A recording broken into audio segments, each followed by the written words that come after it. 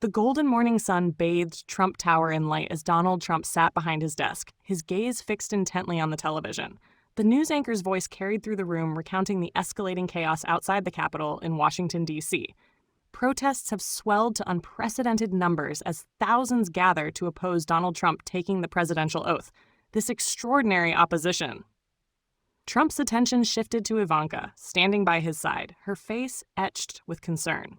"Dad, they're calling this the largest protest in inauguration history," Ivanka said, worry lacing her voice. "They're blocking the Capitol steps." Trump's expression was unyielding. Biggest protest? Maybe, but also the biggest inauguration. You know why? Because I'm here. Whether they love or hate me, they're still saying my name. Kellyanne Conway interjected, her tone cautious. "Mr. Schiff's president-elect, this situation could spiral out of control. Senator Harper is rallying the crowd, calling you a threat to democracy." Trump waved her concern away. "Harper's a lightweight. Always has been, always will be. This is nothing but noise. I'm going to that Capitol, and I'm taking that oath. Nobody stops. Conflict rises." The scene cut to the Capitol steps, where throngs of protesters chanted, "Stop the oath," and waved signs reading, "Not my president."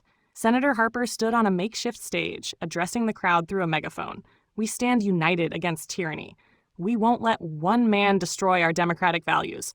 Donald Trump will not become our president." Her voice stirred the crowd into deafening cheers. Back in Trump's motorcade, tension thickened. Steve Bannon leaned forward, his tone grave. "They've barricaded every entrance. If we force our way through, this could get ugly." Trump's voice remained resolute. "Ugly? It's already ugly. Listen, Steve, I've faced hostile boardrooms, bad press, and corrupt politicians my entire life. These people are amateurs. I've got this." General Williams's voice crackled through Trump's earpiece. "Mr. President-elect, we have an alternate route through an underground tunnel. It's risky, but bypasses the protesters." Trump's eyes glinted with determination. "Risky? That's where I thrive. Let's do it, and make sure the cameras are rolling when I step out. The world's watching."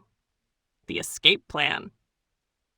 The motorcade stopped, and Trump, flanked by Secret Service agents, stepped into the hidden tunnel beneath the Capitol.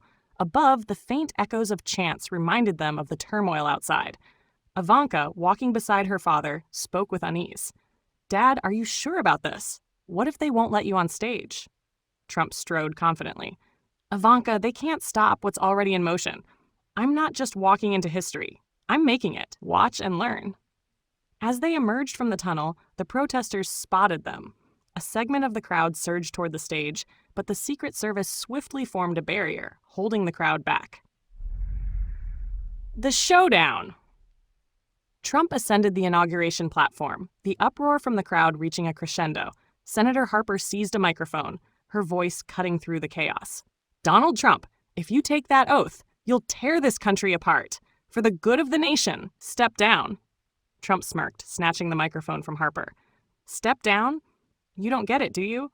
The people voted for change, and I'm here to deliver it. You might not like it, Harper, but guess what? I'm your president now." The crowd erupted, some cheering, others shouting in protest. Amid the noise, a young girl climbed onto a barricade, holding a sign that read, "Unite us." "Mr. Trump, if you're really our president, prove it. Unite us. Don't divide us." Her voice was clear and resonant, cutting through the chaos. The crowd fell silent, every eye on the girl. Trump's expression softened as he locked eyes with her. "You know what? You're absolutely right," Trump said, his tone sincere. "Unity isn't just a word, it's action. And I promise you this, I'll work for every single American, whether they voted for me or not." The silence lingered as Trump stepped forward, placing his hand on the Bible. As he recited the oath, the tension in the air began to shift. The protesters stood frozen, and for the first time, a flicker of hope seemed to ripple through the crowd.